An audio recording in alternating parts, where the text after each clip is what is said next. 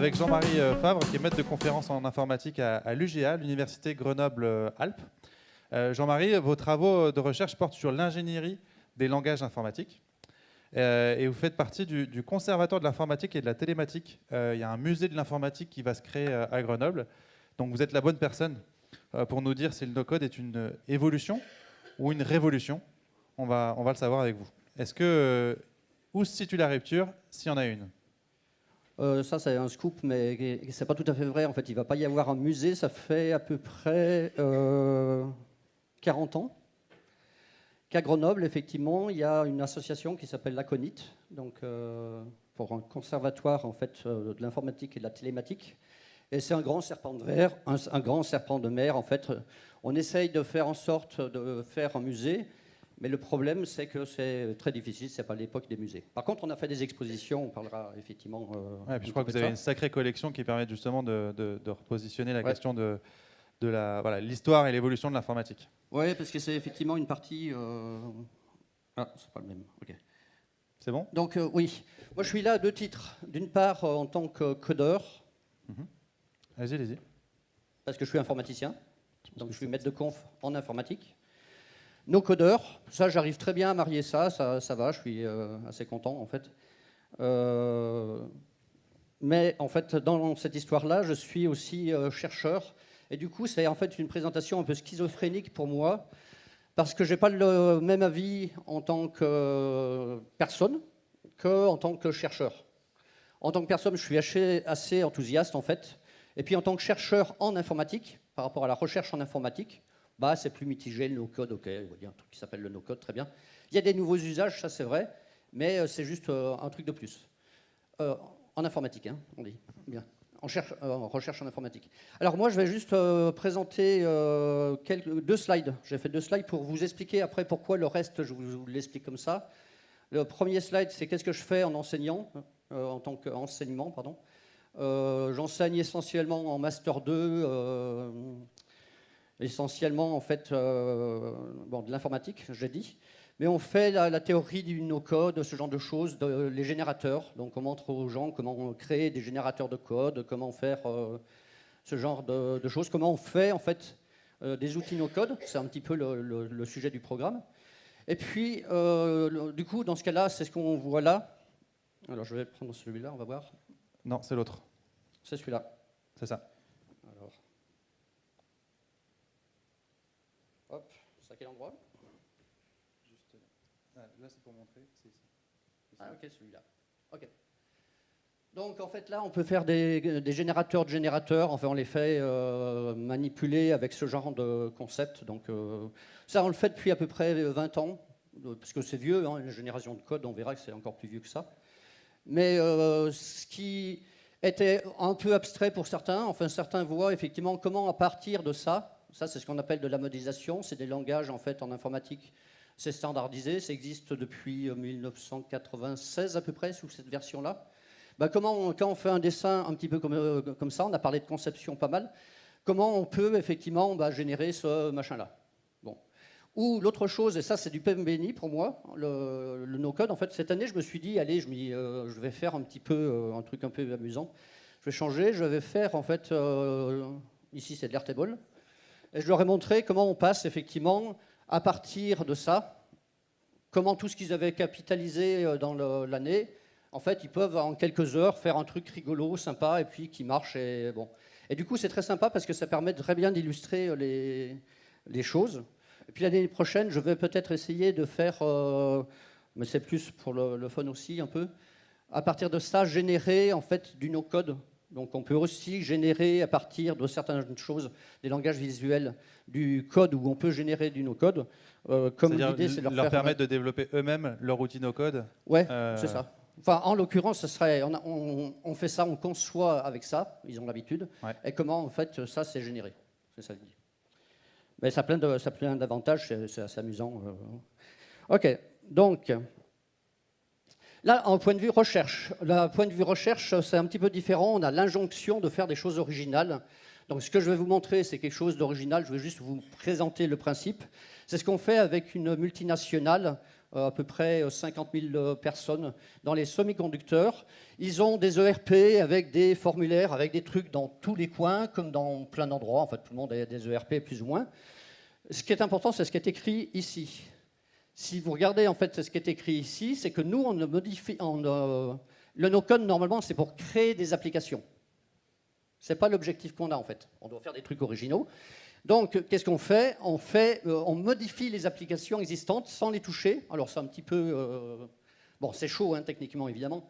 Mais l'idée, typiquement, c'est de faire quoi ? C'est que je vais appuyer là-haut. Vous voyez, il y a un bouton. Donc, là, il y a quelqu'un qui ne connaît rien au no-code, qui n'a pas besoin de formation, qui n'a pas besoin de quoi que ce soit. Il s'aperçoit qu'il y a un petit bouton qui est là. Il appuie sur le bouton, vient ce qu'on appelle une méta-interface. Alors là, c'est un truc tout moche. J'ai pris un formulaire sur le web, le premier que j'avais. Mais c'était simplement parce qu'il y a des problèmes de confidentialité, etc. Je n'ai pas voulu me Bien sûr, c'est une illustration. Hein, ouais, c'est une illustration.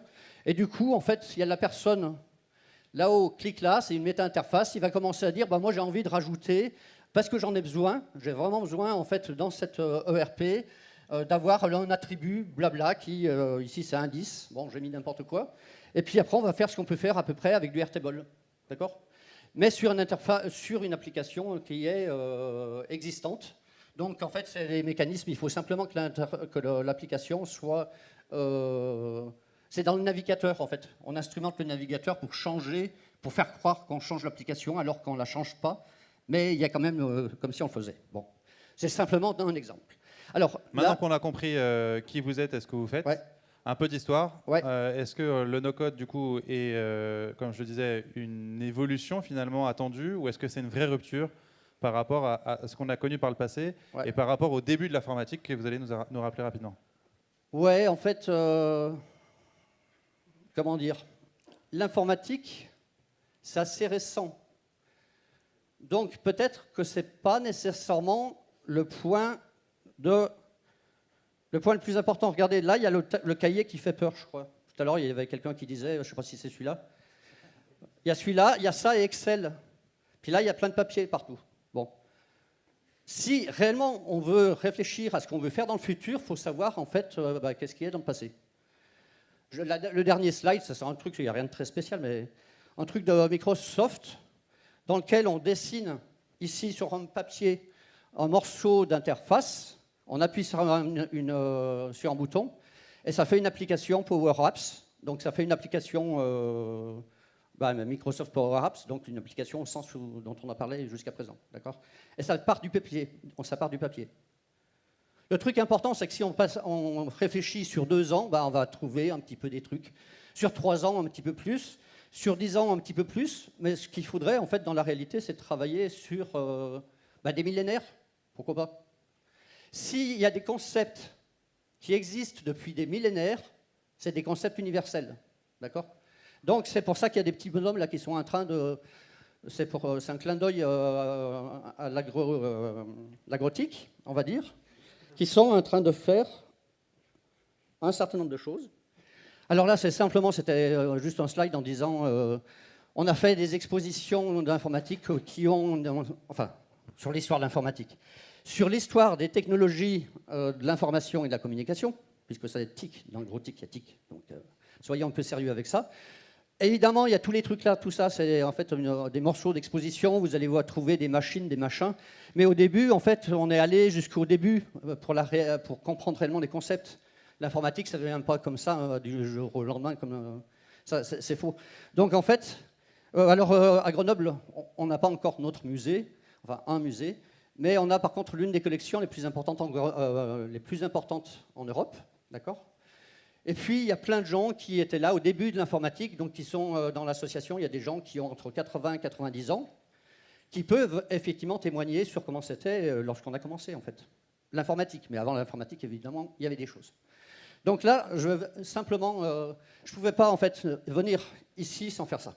Donc, pour la réalité, en fait, l'une des choses qui m'a décidé de venir à Montpellier, c'est ça. Simplement pour vous présenter ce transparent, et je ne blague pas que je dis ça en fait, c'est que dans l'histoire voilà, vous voyez, on est en moins 2023, ici en Égypte, ici en Mésopotamie, d'accord ? Tout ça, c'est des technologies en fait de l'information et de la communication. Ouais. et de la communication. Là-haut, vous voyez, en fait, alors ça c'est proto-historique, hein, c'est donc c'est dans la préhistoire. Il y a 3 moutons. Bon, vous voyez peut-être pas les moutons. Pourquoi? Parce qu'il y a un code. Moi, ce que je voudrais vous montrer, en fait, dans cette présentation, c'est que la notion de code, no-code, code bidule, machin, je sais pas quoi, ça va, ça vient, en fait. C'est un truc qui réellement est tout à fait relatif, d'accord? Donc, déjà, c'est pas forcément la meilleure manière d'expliquer les choses. Quoique, c'est pratique, hein. Moi, je fais comme tout le monde, je dis, ah, c'est no-code. Donc, les étudiants disent, ah ouais, c'est no-code, cool. Bon. Mais dans la réalité, c'est un petit peu plus compliqué. Et puis, souvent, on me dit, ben voilà, on veut pas appeler ça no-code, on va appeler ça programmation visuelle. Ouais, mais bon, quand même, dans programmation visuelle, langage visuel, il y en a plein. Hein. Donc, il faut peut-être aussi... Donc, c'est simplement me mettre un peu de doute. Si je mets un peu de doute dans votre esprit, ça sera déjà pas mal. Donc ici, il y a effectivement 3 boutons. Là, vous avez en fait l'ancêtre d'Excel, ou plutôt de Coda. Non, mais c'est la réalité, en fait, si vous regardez. C'est que vous avez... donc celle-là, cette tablette, c'est une reproduction que j'ai faite. Il y a une salle, en fait... Enfin non, il y en a 3. Au Louvre, dans lequel vous avez plein de choses comme ça, avec toutes les choses. Alors si vous regardez, parce qu'il n'y a pas de secret, hein, si on est arrivé avec Excel, c'est que ici, vous avez un enregistrement avec 4 vaches. Ici, en fait, un mouton avec 11 moutons. Et puis là, il y a des méta-informations. Donc, ce n'est pas tout à fait Airtable, parce que Airtable, on ne peut pas avoir ça. On peut faire que des enregistrements. Non, mais c'est la réalité. C'est même moins bien, en fait, qu'Airtable, du coup. Bah, enfin, plutôt Airtable est moins bien que ça. Ça, c'est Coda ou Notion. On va dire Notion. D'accord? Et puis après, je peux vous montrer des plus compliqués dans lesquels il n'y a pas de secret. Hein. Avant d'inventer Excel et ses colonnes, etc., de toute façon, il y avait bien un truc avant. Donc, les gens, ils se sont basés sur ce qui était avant. Si c'est valide pendant des millénaires, eh ben, ça peut traverser le temps. Et puis il y a plein de trucs plus ou moins intéressants qui sont dans nos codes. Ben, voilà, dans 10 ans, on ne se rappellera pas de ça, mais c'est pas grave. Hein. En fait, code, no code, les distinctions existaient déjà, hein, parce qu'on se rend bien compte que là, il y a un code, un tableur. La question, c'est la traduction en informatique et la dématérialisation de cette information. Et c'est là où la rupture se fait avec l'informatique. Même avant. Non, pour moi, il n'y a même pas de rupture. J'y arriverai pas. On va y arriver. Là, si on regarde là-dessus, si vous voulez, effectivement, il y a un code. Alors là, c'est un code qui est visuel. On va dire, OK, aujourd'hui, c'est chouette de faire des trucs visuels. Ben là, c'est la même chose. Vous avez un truc visuel. C'est effectivement les technologies de l'information. C'était là, j'ai un cahier, parce qu'effectivement, depuis un certain temps en Occident, on sait, enfin depuis des siècles, on sait faire des choses avec du papier. Là, ces gens-là, en fait, c'était les codeurs. À l'époque, on disait, en fait, les codeurs au sens où eux, ils savent faire. Donc, en fait, c'était encore plus restreint. Je ne pense pas qu'on ait de chiffres sur le nombre, en fait, de gens qui savent écrire comme ça par rapport à ce qu'on sait faire aujourd'hui. D'accord ? Mais c'est encore plus restreint que l'histoire des 0,3%. Mais bon. Et puis là, si vous regardez juste en bas, ça, vous pouvez vous dire, c'est une vache, mais c'est quand même un code. On ne va pas rentrer dans le détail. Et la vache, là, tout d'un coup, c'est devenu petit à petit avec un A. D'accord ? Donc, en fait, le A, c'est aussi un code. Les choses changent. Le A, en fait, c'est Halef. Et c'est justement la notion de la vache. Donc, ça a changé un petit peu avec un certain nombre de choses. Je voudrais juste vous montrer ça, en fait. Parce que là, on voit un langage visuel. Bon, là, on pourrait se dire, oui, OK, visuel, ça marche. J'ai envie de l'appeler visuel. Pourquoi pas? Vous croyez qu'il y a 3 scribes? Non, il n'y a pas 3 scribes, il y a des scribes. C'est le pluriel. Donc là, vous voyez, il y a le pluriel. Okay, et puis, si vous regardez à côté, ben, derrière tout ça, derrière chaque langage visuel, il y a aussi un code, de manière évidente. Alors ici, ce n'est pas évident qu'il y ait, mais vous avez 7, 14, 21 et 23, c'est en fait les proportions qui sont là, avec la personnage qui sont toujours au même endroit, et ça a duré des millénaires, hein, quand même. Donc le fait qu'on ait besoin de code en disant, bah, ça, c'est pas la peine de le regarder, puis de toute façon, c'est toujours la même chose. Donc ici, il y a des gens, on ne sait pas trop combien il y en a, mais il y en a. Bon, c'est tout, c'est le pluriel, d'accord? Donc lorsqu'on est dans un langage visuel, on reviendra après avec là-dessus, il y a aussi de toute façon des codes, et puis après, il y a quand même plus ou moins visuel, d'accord? Bah, pourquoi? Là, je vais en 1950. OK, on se dit, ouais, cool, c'est de l'informatique, ouais, bon, maintenant on parle de la bonne chose. 1950, grâce au père, qui en fait a inventé l'un des langages les plus utilisés, c'est COBOL en fait. En informatique, ça a été un succès phénoménal, c'est encore utilisé. Il y a un truc intéressant, c'est que si vous regardez le langage, alors ça, la plupart des gens appelleraient ça un langage textuel, sans doute, move A to B. Elle a fait ça parce qu'en fait, l'objectif, c'était de faire du no-code. Enfin, ou du code. Mais en fait, de toute façon, c'est tout pareil. Non, mais regardez quand même. Il y a des interviews dans lesquelles elle explique que l'objectif, c'était de pouvoir faire en sorte que des... comment ça s'appelle ? Grosseries, c'est... Des Des épiceries. épiciers. Oui, que des épiciers, en fait, puissent écrire du code. Et donc, les épiciers, bah, c'est les gens du métier. Et puis, c'est la même chose avec les jeunes filles aussi. C'est les épiciers et les jeunes filles doivent pouvoir écrire du code. Et on va dire, bah, ça, c'est merveilleux, c'est du code. Donc, c'est l'aspect inclusion. Maintenant, on fait exactement la même chose, mais on dit, ben, OK, c'est les épiciers aussi peut-être, enfin, les gens du métier. Les jeunes filles, eh ben, elles doivent no-coder. Bon, enfin, mais sinon, c'est de la même idée quand même, hein, d'une manière ou d'une autre. De l'empowerment. Ouais, mis à part que ça, c'est une blague en fait. Hein. C'est pas parce qu'on donne un langage que tout le monde peut le faire. Hein. Je veux dire, en informatique, maintenant, on a effectivement presque 70 ans de réflexion avec ça. On sait que c'est pas parce qu'on met move A to B comme ça que effectivement c'est no code. Enfin, no code si, ou code, ce que vous voulez, c'est pas d'importance. Mais c'est pas pour ça que c'est facile en fait. Donc si on le faisait à la sauce Bubble, la sauce en fait moderne, on pourrait dire bah, elle aurait inventé un truc comme ça. Ça c'est moderne.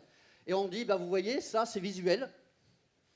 Bon, juste avant c'était textuel, maintenant tout d'un coup c'est visuel.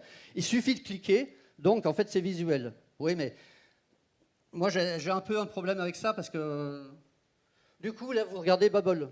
On dit c'est la programmation visuelle. Je ne sais pas ce que vous voyez mais il y a beaucoup de texte hein, en tout cas. Et puis il y a des endroits, je ne dis pas que ce n'est pas un bon outil, mais lorsqu'on dit programmation visuelle, il y a visuel et visuel quand même, hein, d'accord ? Donc là, si vous regardez, il faut cliquer sur 700 endroits pour effectivement voir votre application, et vous n'avez jamais une vision globale, d'accord ? Ben ça, c'est bon. Ça se discute, mais là, j'ai pris du coup un autre éditeur qui s'appelle Vision, un éditeur français, qui lui fait dans le visuel, qui se dit... On va faire de la programmation visuelle, faisons-le. Mais ce n'est pas parce qu'on clique sur des boutons que la chose devient visuelle. Il faut simplement choisir ces définitions. C'est que là, vous avez en fait les mêmes types de dessins que ce qu'on avait avant. Vous avez des choses, et puis vous pouvez zoomer, dézoomer, vous promener, etc. Vous pouvez, avec ce genre de choses, avoir une vision globale. Et puis l'aspect qu'ils ont aussi fait, c'est un moteur de workflow, qui est aussi quelque chose qui, de manière, on va dire, dans le visuel, c'est plus du côté du V, d'accord, que de l'autre côté, quoi. Ça, on retrouve un peu la logique Node-RED qu'on évoquait tout à l'heure avec Simon. Tout à fait, tout à fait. Et il commence à y avoir, en fait, un petit peu plus des éditeurs qui font ça. Donc, Vision, effectivement. J'ai juste échangé un mail avant, avec eux hier, je crois. Ils me disaient qu'ils avaient 2-3 trucs dans l'agriculture, mais surtout la gestion des bâtiments, des vignes, mais je ne sais pas plus en fait. Mais en fait, ils font des choses très intéressantes. Moi, c'était simplement pour illustrer mon propos que c'est effectivement visuel. Ici, je ne vais pas tout présenter parce qu'il y a une partie, en fait, il est tard déjà, et puis bon... Non, mais il y a beaucoup de choses qui ont été dites, mais je vais juste commencer là-dessus. On va dire, une des hypothèses, enfin une des manières de voir les choses, c'est qu'il y a deux vagues du no-code. On se trouve dans ce qu'on va appeler le no-code contemporain, donc on est à peu près là. Après, je vais mettre ces vagues en parallèle avec d'autres vagues. Il y a 3 vagues. C'est des travaux historiques de chercheurs qui ont fait différents trucs. On va simplement aller là-haut, d'accord ? Donc, du coup, j'aurai le méchant cahier, qui est là, et après, j'aurai le méchant Excel. Parce que le premier, effectivement, je commence par Excel. Alors, c'est pas Excel. C'est en fait les tableurs. Donc si vous regardez en fait ce qui est là-haut, on a toujours le début de l'histoire. Alors, les technologies de l'information, oui, c'est des technologies de l'information de manière absolument évidente. Vous ne pouvez pas enlever ça. L'informatique, ça commence par ici, mais c'est difficile d'enlever ça complètement en fait du paysage parce que quand même ça existe. Juste pour la petite info. Sur les tableurs modernes, il y a 2 milliards d'exemplaires, entre 1 et 2 milliards d'exemplaires vendus, qui sont dans le paysage. Et puis l'autre chose importante, là je suis en train de faire une étude en fait sur les outils no-code, sur la partie centrée données. Il y a plein de choses qui sont là. Je me prends n'importe lequel, je prends spreadsheet.com, où ils disent, nous, on fait la même chose sur Airtable, mais on le fait, ça s'appelle spreadsheet, vous avez compris, du coup, c'est à peu près le même principe. Donc, il y a plein de choses qui sont par là. Et dire, ça n'existe pas, on peut le faire, mais c'est pas forcément pertinent d'un point de vue historique. Donc, je vais d'un point de vue historique. Retour vers le futur. Hop. Alors, 1985, le premier film, je crois. Je ne sais pas. Moi, j'étais ado quand je me suis mis là-devant. Je viens en fait d'une petite commune rurale en Savoie. Et en fait, on avait acheté l'un des premiers ordinateurs, ça c'est 1980, c'est un TRS-80, d'accord. Et l'idée, c'était de dire, c'est un peu comme aujourd'hui, on va avoir des micros, des ordinateurs, qu'est-ce qu'on peut en faire? Donc, il y a plein de choses qui étaient un petit peu comme dans les communautés maintenant, mis à part que dans les communautés maintenant, évidemment, c'est très facile de faire ça à distance. Mais à l'époque, on allait de Tarentaise en Maurienne à machin, etc. Et puis, pour échanger des bonnes pratiques sur l'usage d'un nouvel outil. Là, aujourd'hui, on a des communautés numériques qui permettent d'échanger sur Slack de manière instantanée. Là, à l'époque, en 1980, effectivement, il fallait un peu plus se rencontrer. Il n'y avait pas encore Internet. Ouais. Et là, c'était complètement code et nos codes, mis à part que, on n'y comprenait rien parce que ça n'existait pas. Mais moi, j'étais au lycée, je faisais des cours de ce truc-là. Ça, évidemment, c'est du code. Hein. Puis si vous regardez un petit peu ce qu'il y a à l'intérieur, c'est du code de code. Ouais. Là, il n'y a pas de doute. Et puis, en même temps, on faisait aussi, parce que lorsqu'on a commencé la micro-informatique, on a commencé avec VisiCalc, le premier tableur, en fait, sur la planète. On a commencé aussi ce truc-là. Et ça, c'était réellement de nos codes. Pourquoi? Parce qu'en fait, il y avait on avait en fait des cas d'études, on a fait informatiser un truc pour la mairie. Bon. Eh bien, soit en fait, c'était le calcul des impôts locaux, un machin comme ça. Bon. Soit en fait, on pouvait le faire avec ça, avec du code, soit on pouvait le faire avec du no-code. Et comme on faisait des cours, les gens, après, on s'apercevait bien que tout le monde venait au début, au deux, parce qu'ils ne savaient pas trop ce que c'était, le code, l'informatique, c'était pas développé du tout. Donc, mais par contre, après, ceux qui ont plus ou moins accroché avec ça, souvent se sont mis à être informaticiens. C'est pour ça que je suis informaticien. En 80, je m'amusais à faire ce genre de choses. Et puis, on donnait effectivement des cours comme ça. Alors bon, j'étais au lycée, vous imaginez le niveau des cours qu'on faisait, mais bon. Là, il y a une flèche dans les deux sens. Ça, c'est un truc important. Parce qu'on n'est pas à ce niveau-là, quand même. Ici, VisiCalc, ça a eu un impact, en fait, sur la micro-informatique. La micro-informatique s'est développée, entre autres, à cause de VisiCalc. Et il y a IBM qui est entré, qui s'est dit, allez hop, on y va, on va faire des micro-ordinateurs, donc le truc qui s'appelle PC, là, d'accord? Personal Computer, merci. C'est parce qu'effectivement, on s'est dit, mais c'est bien de vendre des ordinateurs, mais ils vont faire quoi les gens avec? C'est ça. En gros, l'idée, c'est de dire que la première révolution de l'informatique, c'est les tableurs, et que ces tableurs, qui sont, on va dire, les prémices de ce qu'aujourd'hui on peut comprendre comme du no-code, a influencé le développement de la micro-informatique au sens hardware du terme. Quoi. Ouais, et du coup, ce qui a enchaîné un peu une boucle vertueuse autour des usages, et ce qui a permis de développer les usages de l'informatique très fortement jusqu'à aujourd'hui. Ouais. Est-ce qu'il y a une deuxième révolution, du coup, code no-code? Alors... Bon, je vais juste passer là-dessus. Je voudrais juste, parce que souvent les gens mélangent un petit peu. C'est vrai que Excel, on peut faire n'importe quoi, d'accord? Mais déjà, s'il y a 2 milliards d'exemplaires, on ne peut pas dire que ça n'existe pas. Le truc, il existe, d'accord? On peut faire mieux. Heureusement, le temps avance. Je voudrais juste remonter un truc, parce qu'en fait, Excel, au point de vue informatique, il y a eu des vraies innovations au niveau de l'histoire de l'informatique. Ces innovations, on ne les voit pas forcément dans le no-code. Peut-être que ce n'est pas nécessaire d'avoir des innovations, c'est une autre question. Mais là, regardez, vous avez un truc avec 3 couches. Le truc génial dans Excel, c'est ça. D'un côté, vous avez la présentation.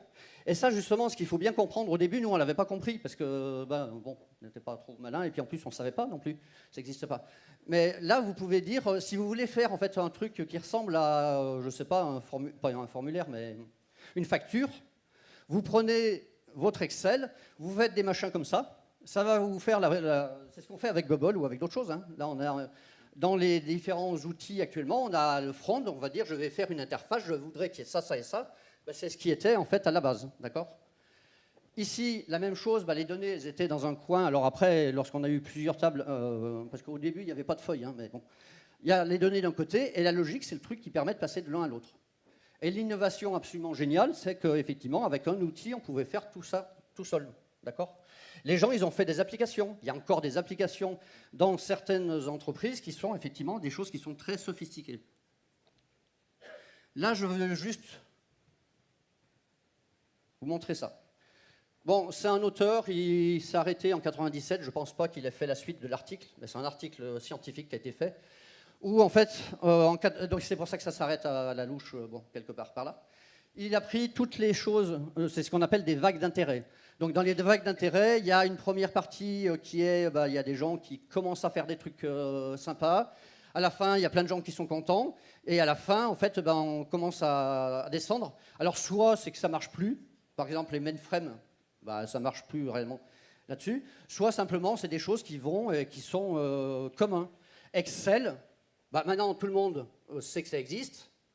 Mais ok, c'est pas dans l'histoire de l'informatique. Enfin, c'est passé dans la phase un petit peu comme ça. Si vous regardez juste ça, ici, le no-code, la version numéro 1 du no-code, la vague no-code, la première, elle a poussé en fait les PC, c'est ce que je disais, d'accord? Donc là, c'est pas qu'elle n'a pas été suiviste, hein. Elle a poussé le truc simplement parce que pourquoi vous allez acheter dans les années 80-90 un ordinateur si vous n'avez pas Internet et si vous n'avez pas un truc qui vous permet d'utiliser... Un logiciel qui est un peu aux prémices du no-code. Tout à fait. Donc en fait, ce truc-là, ça a poussé en fait l'informatique. Internet, pareil, a démultiplié les Internet, usages. pareil, c'était le truc d'après. Alors je mets là-dessus. Là, on revient effectivement à ce que dit Erwan ce matin en fait. Si on prend la vague numéro 2, d'accord, la deuxième, qu'est-ce qui se passe? On se dit, ok, il y a plein de périphériques diverses, des tablettes, des ordinateurs, des machins, des trucs comme ça, des téléphones portables. Donc ça, en fait, on en a un certain nombre. Mais du coup, en fait, le no-code, il profite, et c'est très bien, heureusement. Imaginez qu'on fasse en fait du no-code, mais qu'on n'ait pas Internet. Le no-code d'aujourd'hui, ça ne serait pas la même chose, hein. Il se diffuse à cause de ça, en fait. Donc c'est très très bien. Là, je mets les langages de programmation. En rapido. Ok. Donc les langages de programmation, en rapide, le no-code, il était complètement hors sol, et du coup, il y avait en fait, je vais simplement mettre le deuxième. Hop. Donc les API, ouais. D'accord. Les API, en fait, le no-code, il est suiveur, et c'est très bien. On bénéficie du fait qu'il y ait plein d'API, et du coup, en fait, on peut avancer. Tout ce qui est, en fait, les outils comme Make, etc., en fait, sont là parce qu'il y a des API, et c'est très bien. Il n'y a pas de souci. Donc, ce que je disais que j'allais le sauter, c'était ça. Dans le futur, moi, j'en sais rien. Hein, je suis chercheur, donc si je vous dis un truc, il faudrait que j'y croie, déjà. Et puis, en plus, je ne sais pas. Donc, lorsqu'on fait ce genre de prospective, c'est toujours un peu idiot, mais j'ai fait ce truc-là avant de venir. Je me suis dit, allez, hop. On peut dire qu'il y a effectivement une évolution du no-code de manière explicite, d'accord? Et puis on peut dire que j'ai pris juste le chat GPT, d'accord? Le seul truc que vous n'avez peut-être pas vu lorsque vous voyez ces deux courbes, c'est qu'en fait le no-code il est là. J'ai mis les deux sur la même courbe. Oui, donc on n'est pas en train de dire que ChatGPT a explosé non. Le no-code en termes d'usage, mais en termes de, on va dire de bruit, de notoriété. Ouais. Là, pour le coup, en gros, on n'est pas en train de dire que le no-code est déjà has-been, mais peut-être en termes de notoriété, il n'a pas encore atteint, il a été déjà largement dépassé par ChatGPT. Mais en même temps, ChatGPT, il dépasse n'importe quoi. Hein. Je veux dire, quel que soit le truc qu'on puisse mettre ici, ça sera dépassé. Mais ça veut dire quoi? Ça veut dire que si on doit mettre une troisième vague,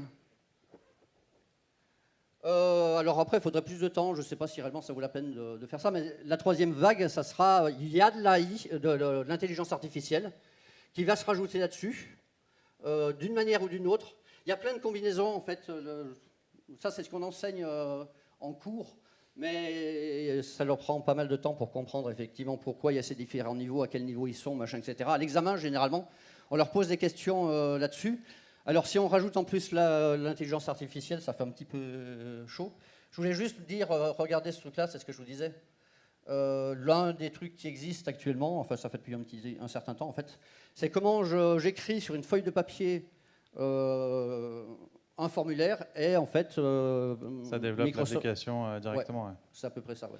Du coup, on a compris, code, no code, finalement une distinction qui était déjà un peu voilà, à remettre en cause, on va dire, quand on remet un peu en perspective au sens large dans l'histoire de l'informatique. Quelques révolutions quand même avec les tableurs, les premiers logiciels qui sont des prémices du no-code, le no-code aujourd'hui, et puis l'étape d'après, on l'évoquait tout à l'heure au travers d'une question, c'est voilà, la fusion, on va dire, ou l'accouplage, le couplet, couplement, couplage. Voilà, Ouais. j'ai un truc qui ne collait pas. Ça... Quand je suis en train de me remémorer ce que je viens de dire, c'est terrible. Bref. Oh, c'est pas grave, hein, couplement, c'est bien aussi. Donc le couplage du no-code, d'outils no-code avec l'intelligence artificielle, c'est là la nouvelle vague. Il s'agit peut-être quand même de se dire qu'on fait de plus en plus confiance à une forme de boîte noire. Hein. C'est un peu ce que j'évoquais tout à l'heure. Ça pose la question de la confiance qu'on a dans ces outils et dans leurs éditeurs.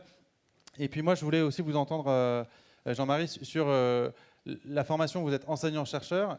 Notamment, vous enseignez à des étudiants qui sont en informatique. Est-ce que, on l'a compris, vous enseignez, vous, à des étudiants qui sont censés faire du code, l'usage d'outils no-code, comment ils le perçoivent? Est-ce que vous êtes un ovni au sein de cette communauté des enseignants informatiques? Et qui, selon vous, sont les bonnes personnes à former pour qu'on puisse répondre à la question de départ, à savoir est-ce que le numérique est un game changer, est-ce que le no-code est un game changer du numérique?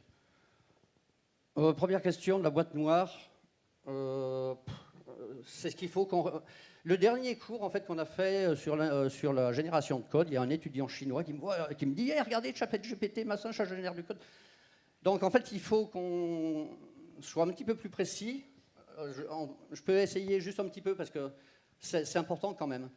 Ce qu'on génère, enfin ce que XAR génère, ce que TimeTonic génère, tous les outils de no-code génèrent, c'est en fait ce qu'on appelle de la génération de précision. Au point virgule près, on sait qu'on va voir ça. Il n'y a pas besoin de se prendre la tête pour regarder à chaque fois effectivement ce qui a été généré, on sait que ça marche. Et ça, c'est super. C'est aussi ce qu'on enseigne, au passage. On sait qu'on va générer des choses. Alors, quand on sait avec des multinationales, eux, ils font ça avec des centaines, voire des milliers de formulaires et des trucs de ce style. Et c'est très précis, en fait. ChatGPT, c'est un truc qui est complètement différent, en fait. C'est statistique. Donc, ça tombe bien, ça tombe mal. Ça tombe bien, ça tombe mal. Il y a plein de contextes dans lesquels on ne peut pas jouer, en fait, à cette idiotie-là, en fait. Donc, c'est pour ça que je l'ai mis ici, mais c'est un petit peu... Donc, ça, c'est pour la boîte noire. Il faut avoir... enfin, le truc qui marche, c'est le petit robot, là, que j'ai mis, ici. Ça, c'est des copilotes. L'intelligence artificielle, la ChatGPT, c'est j'appuie sur un bouton, on verra bien ce qui se passe. Ça peut être super dans certaines conditions, mais ce n'est pas ce que font en fait les outils no-code, et c'est pour ça qu'en fait les outils no-code ont toujours de la valeur. C'est en fait des assistants dans ce cas-là. Un logiciel copilote de l'intelligence artificielle. Sur cette question, la deuxième partie de ma question, du coup, qui on doit former aujourd'hui à des outils no-code? Est-ce que c'est les gens de l'informatique dans votre université, ou est-ce que c'est plutôt ici au sein des écoles d'agro, des gens du métier? À mon avis, en fait, c'est... Hop, je vais arriver au tout début. Voilà. À mon avis, en fait, pour les informaticiens, je ne sais pas, en fait, il y en a qui ne vont pas vouloir aller là-dedans. Ils se disent, ah, je fais de l'algorithmique, ça me prend tant de temps, j'ai pas envie de perdre des heures, machin. Bon, ok, pas grave. Moi, je le fais parce que je le fais à 3 endroits. Mon objectif, c'est de dire, bah, vous voyez ce truc-là, là, le truc que vous avez fait, on peut le faire en 1 heure, tu as tout terminé, tu as terminé, ça marche, etc. Donc oui, la réponse, ça marche très bien, parce qu'une fois de plus, la formation, ça consiste à faire de la conception, des trucs comme ça. Mais le problème, c'est que lorsqu'on est étudiant, on ne voit pas forcément à quoi ça ressemble, enfin, c'est pas évident. Donc il y a un intérêt pédagogique à permettre à des étudiants d'informatique qui sont formés à la conception programmatique, à la modélisation, de leur montrer que, voilà, avant, après, regarde ton outil no-code, voilà ce que ça peut donner. Et par contre, en termes pour des agronomes comme nous, est-ce qu'on a, enfin la réponse est un peu dans la question, mais on a peut-être plus intérêt que des informaticiens à être formés aussi à ces outils no-code? Oui, les informaticiens, c'est pas grave, ils font des trucs, ils se débrouilleront, c'est leur problème. Par contre, je pense que c'est effectivement les différentes écoles d'ingénieurs avec des spécialités en agronomie, en finance, en ce que vous voulez en fait. C'est là qu'il faut en fait arriver à enseigner, à pousser le no-code. Parce que pas le faire, pour moi, c'est quand même un peu une perte de chance. Il y a des gens qui pourraient être l'année prochaine formés, simplement leur dire, regarde ce truc, pas forcément très long à faire. Regarde ce truc-là, en fait. Alors, ça peut être Airtable, ça peut être TimeTonic, ça peut être autre chose. Ça existe. Et en fait, je pense que dans les écoles d'ingénieurs, typiquement, c'est là où on a le plus intérêt, où c'est le plus important, on va dire, de mettre l'accent sur nos codes, parce que ça peut changer le futur, en fait. Dans le futur, c'est pas, il y a ce qui se passe via le web, mais quand même, si dans toutes les écoles d'ingénieurs, il y a effectivement un minimum pour dire ça existe. Après, les étudiants, ils peuvent aller voir. Hein. Ouais. Donc, c'est pas forcément un truc super long. Moi, je le fais en fait. Bon, dans un cas, je fais des cours sur le no-code, donc sur la génération du no-code. Mais je le fais aussi en licence 3. L'un des trucs qui se fait assez bien, c'est ça en fait. On leur apprend à modéliser on va dire dans un cours de BD, ça irait bien, plus ou moins. On fait un cours de BD, on fait ça, maintenant tu implémentes ton truc avec ça, et les étudiants, ils trouvent ça rigolo. Hein. Lorsqu'ils appuient, là je fais un truc avec des films, comme tout à l'heure un petit peu, des films et puis des personnes, et ils appuient sur un bouton, ça leur fait un truc avec la liste de tous les films, la liste de tout. Je les entends qui effectivement se disent, tiens, il y a quelque chose. Alors à la fin, comme c'est un truc sur une espèce de cinéma, je leur demande, est-ce que ça, tu crois que tu pourrais le faire dans un... est-ce que le cinéma, là, ça pourrait être implémenté avec ça? Et la réponse, c'est toujours oui. C'est pas mal. Moi, ce que je retiens, du coup, c'est qu'en gros, on a besoin d'informaticiens qui savent développer et coder des solutions no-code pour que des acteurs comme nous, agronomes, qui ont une compréhension métier, un enjeu, qui savent décrire les process, etc., puissent utiliser ces outils no-code. Et auquel cas, il y a peut-être un intérêt à ce que les ingénieurs agronomes soient eux-mêmes formés à l'usage de ces outils no-code et pas au développement du code informatique. Non, évidemment, bien sûr. Évidemment, bien sûr. Je crois que ce n'était pas si évident que ça, donc ça vaut le coup de le dire. Merci beaucoup, en tout cas, pour cette intervention. Méchant cahier. Pardon? Et on a encore besoin de cahiers, hein. Ouais, c'est ce que je retiens aussi.